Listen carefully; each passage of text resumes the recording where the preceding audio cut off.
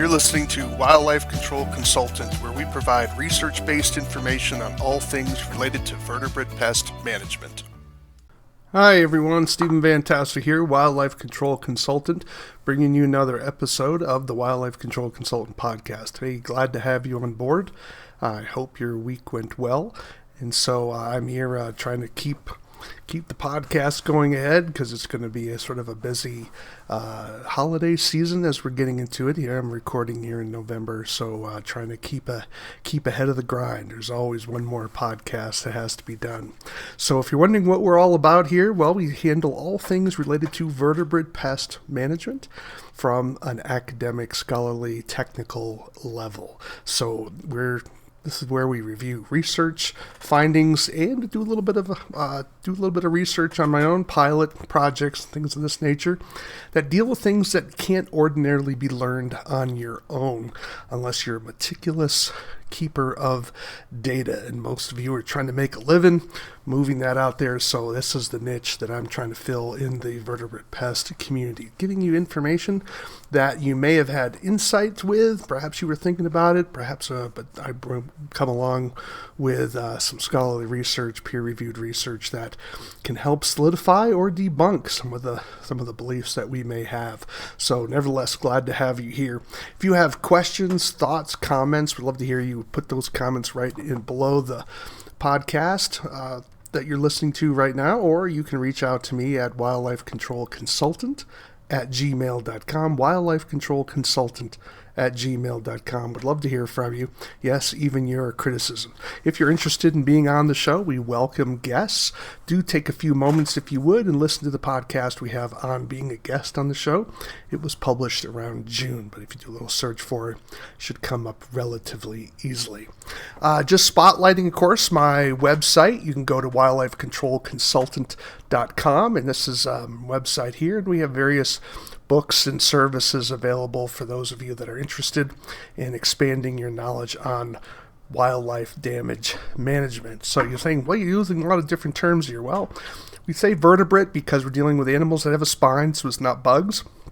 But also they're sometimes called wildlife control, wildlife damage management. So the industry is still young enough. We haven't quite solidified some of the terminology like you have in the pest control world, right? Pest control covers vertebrates to a certain degree, but it really concentrates in the area of insects, right? So, but we're vertebrate pest management, so just using various terms there. And we'd love to hear from you, and hopefully these are some things that you might be able to use in your own training. We also do individual training and ghostwriting, as well as helping people with their PowerPoint trainings, etc. If you have a particular need, definitely reach out. We'd love to chat with you about what we could provide for you as services in Wildlife Control Consultant. All right, well, what are we going to talk about this week? Well, I've gotten into my head that I need to start doing some work in the area of rabbits. So I have taken this on a little bit. So this week we're going to talk about rabbits. Of course, we're getting to those colder seasons, and people start having some challenges with rabbits. So I'm hoping that you can certainly see that. And so we're going to talk about cottontail rabbits, so specifically talking about trapping of rabbits. Now, I'm not a big fan of trapping rabbits. One, it's kind of hard.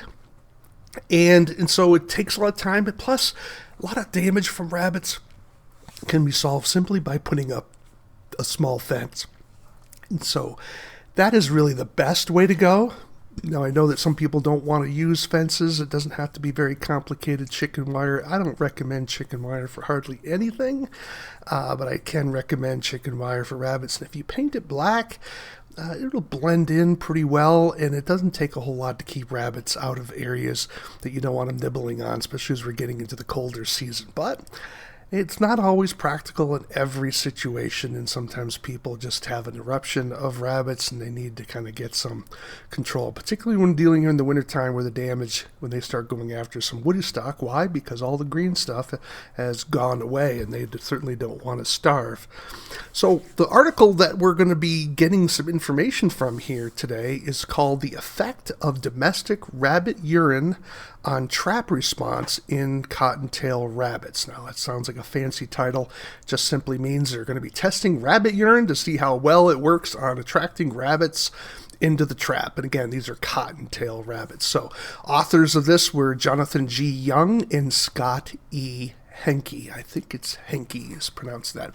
It was published in the Wildlife Society Bulletin, Volume 27, Issue 2 in the summer of 1999, pages 306 to 309. Now, if you're not familiar with the Wildlife Society Bulletin, Wildlife Society Bulletin is sort of a Tier 1 journal, and it is part of the Journal of Wildlife Management, which is also published by the Wildlife Society. And so if you're looking for what's called a Tier 1 journal, Wildlife Society journals are going to be up there in tier 1, because not all journals have the same cachet. Same way when you're dealing with medicine. If you say, well, the article was published in the New England Journal of Medicine, that usually carries more weight than my mom's newsletter, right? Okay, which of course would be, I'm being a little sarcastic here, right? But nevertheless, it's a tier 1 level journal. And the Wildlife Society Bulletin tended to focus on articles that were a lot more applied wildlife management, as opposed to where the Wildlife Journal of Wildlife Management, got into a little bit more theoretical type things. And so at applied wildlife management, of course, damage control is applied wildlife management, right? So the Wildlife Society Bulletin. So they pulled it off the market for a few years, but there was a cry to bring it back. And so I believe it's still with us even today. So nevertheless, just to repeat that title for you again, it's The Effect of Domestic Rabbit Urine on Trap Response in Cottontail Rabbits, published in 1999. All right, so what did they do? What was the study parameters, right? Because you want to see if this research is going to be useful or relevant to your particular neck of the woods here within the United States. So the research was done in July, August, so summer months, right? So it's a heavy competitive food area. There's going to be green available at that particular time. Going to be burning up a little bit, depending on what part it is. But nevertheless, July, August 1996 was when the study was done. It was done in southern Texas. And the habitat there was grassland shrub with mesquite. Okay, so those plants were certainly available. So certainly not, it was pretty dry. Grassland shrub, not the most wettest area in the world, to be sure, but this is where they chose the site. They picked various ranches and properties in this particular study, so it was pretty big in terms of their work. What kind of traps were they using? Well, they were using traps that they built out of unweathered wood. They were quite specific about that, and the dimensions were 6 by 6 by 8.5 by 28 inches in length. So a pretty big rabbit trap, all things considered. You can put a rabbit trap in the picture here to your right, but that is not the size or style that they were using, because they didn't talk about painting it. So they were using unweathered wood, and there was no mention as to whether it was painted on it. Now, I don't know what their trigger mechanism was. They didn't discuss that in the article that I can recall. But nevertheless, they used a rabbit trap, and again, it's rather large. We're looking at a 6 by 6 by almost 9-inch opening and 28 inches long. So that is a pretty big wooden trap. Now, they built 40 of these, and they're using these 40 traps throughout the entire study.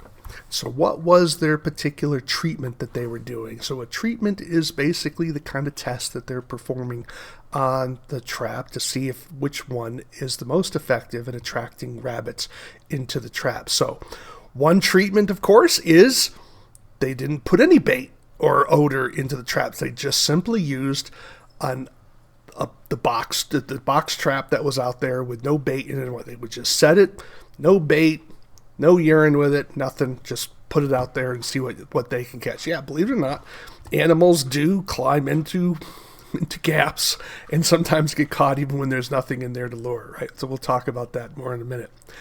The second option that they had was 250 grams.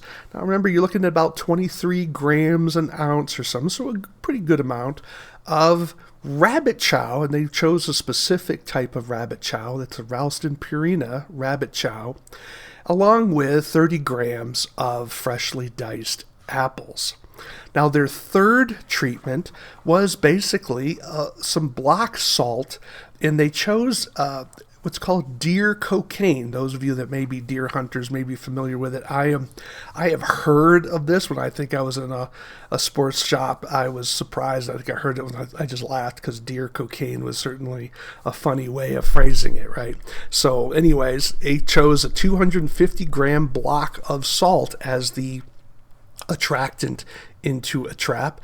And then their last test was using 15 milliliters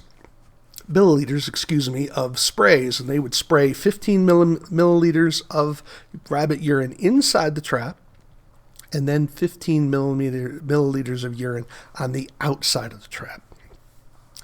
And they would refresh that daily, and so that was kind of unusual. So how did they use the urine? Well, they refreshed it daily. So if a trap was marked for having rabbit urine, they would refresh it daily. That's both the inside and the outside. And they would keep it refrigerated when not in use. I'm assuming this is referring to the bottle that they used.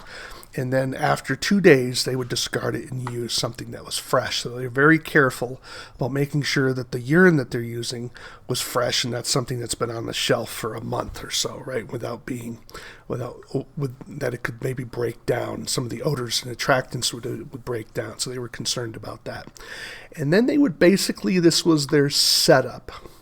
Now, on the various sites that they would place these traps, they would place the traps in this type of model, because again, they're looking to see which type of attractant or not would be the most capable of capturing the most rabbits, right? So trap 1 would get one treatment, trap 2 would get another treatment, trap 3 would get the third treatment, trap 4 would get the final treatment. And then they would be placed together in one location, at least 3 meters square apart from one another. And then they would see which traps caught the rabbits. And so the openings were always facing in toward the quote-unquote box. Now, there wasn't a literal box there, just giving you how far apart. That's why I have it in a checkered line, a staggered line there, just to show you there was no wire there at all. It was just saying they wanted to make sure the traps were not so close together but not so far apart. So the idea is that a rabbit that came into the area would have equal access to all of the traps. And so then the idea is that the rabbit would then select which trap was the most attractive to the rabbit, right? Now, when they were finished using a particular trap, they would wash it with detergent and bleach it and rinse it with copious amounts of water. And they did this regardless of whether the wood captured a rabbit or not. So they would put these traps out for several days in a particular location. When they were finished with that particular location, they would gather the traps up and then clean them all, and then go to the next location and repeat this process. So what were the results of their particular study? Well, it was rather interesting to see what the results were. So let's take a look at that. What they found was they captured a total of 314 cottontails. How long did it take them to capture that many? What's called 2,000 trap nights. That's a lot of trap nights.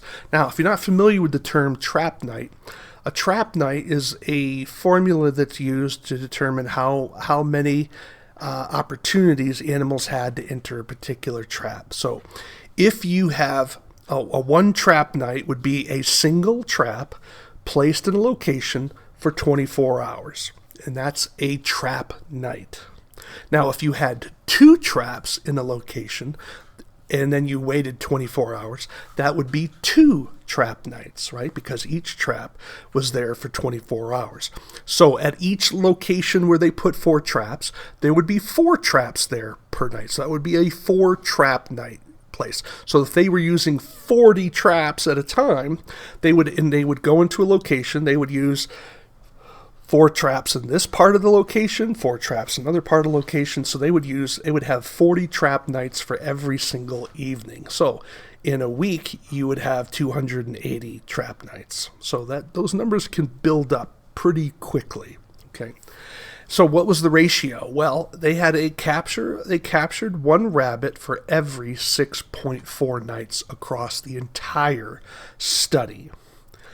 Interestingly, no rabbit was caught twice. So they would mark these rabbits after they would catch them and to see if they would be caught a second time. None of the rabbits were caught a second time. And other interesting thing is that both genders were caught evenly. That doesn't always occur in trapping. Frequently with trapping is you will catch one gender more often than another gender. Typically it's a male because males tend to be a little bit more aggressive and they tend to cover a larger geographic area. But in this particular study, males and females were caught in a statistically even amount, which is rather interesting. So how well did each of the testing materials work? Well, believe it or not, the control, you may recall, the control traps were the traps where no bait was used at all. That had an efficacy rate of 2.8%. Pretty low, but even with no bait in it whatsoever, they still caught 14 rabbits during the study, which is amazing, right? So you can simply capture a cottontail by placing a box trap out in your backyard. A box trap's different than a cage trap, right? A cage trap has mesh. Box trap has solid walls. You can catch a rabbit simply by putting an unbaited box out in your yard and have that particularly set, right? 2.8%. So you may be waiting a while, but nevertheless, it is still possible to catch a rabbit that way. Now, how did the food go? You'll recall that the food was basically rabbit chow from Ralston Purina, along with some sliced up apples, fresh apples. Well, that did much better. Almost, about 5 times better. That had a capture rate of 13.4%. And a total of 67 rabbits were caught using that particular baiting method. Salt, believe it or not, did better still. So the deer cocaine, which is an amazing thing to say, right? So the deer cocaine, which was the salt lick for a deer, that had a efficacy rate of 17%. So not a huge difference, but a significant difference to be sure compared to the food. And that caught a total of 85 rabbits. Well, how did the urine do? Again, what did they do? They sprayed the urine inside the trap and outside the trap daily. Okay, and that's 15 milliliters each time. That had an efficacy rate almost twice the success rate of salt. That was at 29.6%. At N, which means they caught 148 rabbits. Now, you see this other comment, if you're watching with video, you'll notice it says the P level was less than 0.001. Now, if you're not familiar with what P level is referring to the probability of something occurring by accident. Now, if you've been following my podcast for a while, you'll know that we've mentioned P levels typically 0.05. That is, if something occurred less than 0.05, then there was less than a 5% chance of something happening by accident. So when statisticians try to figure out the results, how do we know we have a real result here? Because we could have differences in results simply on the basis of randomness. And I use the illustration of what's the probability that you're going to flip heads when you flip a quarter, for example. Well, you would know it's a 50-50 chance, right? So you have a 50% chance of getting heads. Now, what happens if you would be flipping a coin and for the next 7 flips, you got heads? Now, there's 2 possibilities here. One is that it's a loaded it's a loaded coin, right? So it's weighted in such a way to more likely come to heads. That would be, people that cheat in gambling, for example, would do something like that. But the other chance is going to be just what's the chance of it just randomly occurring like that? Because when researchers are doing things in the field, sometimes you just have a run of, sometimes you're successful at something, not because it actually works, it's just because the dice rolled in your direction. And so what statisticians try to do is they try to say, okay, what is the probability that the results we received occurred from pure chance? And in this case, it's less than 1/1000th of a time of a chance. So that's pretty low, right? So the probability is that, the urine actually was more attractive to rabbits rather than just simply, they were in a urine phase or something. No, the rabbits really liked it according to this. But there is a small chance that it was just simply probability, but it's a highly unlikely 1/1000th, right? So that's what that means. So the idea being is that this study was significant enough and the differences between the different treatments was high enough to tell us that rabbits prefer entering traps that are baited with rabbit urine, or at least fresh rabbit urine. Okay, so what does that mean ultimately for us? Well, if you're needing to trap rabbits, a few things you want to be thinking about. Number one, you always want to be sure you're locating your traps properly, right? Don't make the rabbit hunt for your trap. Use enough traps. This is probably the biggest mistake that many people make, is they don't use enough traps, because understand that other animals can get into traps as well, and they may be attracted to the bait that you're using. Point number 3, and that's the conclusion from this article, use rabbit urine. Rabbit urine is attractive to rabbits, whether it's a male, whether it's a female. And they theorized that females would be interested in the urine because it may be a competing female coming into their territory. And of course, with males, they're interested in the rabbit urine because it could be a competing male, or it could be a receptive female, right? A female that could, have relations with. But nevertheless, that was their idea. They weren't exploring that. They're just trying to give some explanation as to why rabbits were more attractive to traps with urine than not. And then that also means that even if you don't have rabbit urine, if you're not going to go purchase some or have some available, then if you capture a rabbit and you want to capture more rabbits, then make sure you don't wash the trap. You want to keep that odor, those pheromones and urine that's going to be there, associated with the trap to make it more attractive for other rabbits to enter. And then lastly, you got to be patient, because even with the size of this particular study, it took you had one capture for every 6.4 trap nights. So that means if you're only using one trap, you're going to have to probably have expectations of only catching one rabbit per week.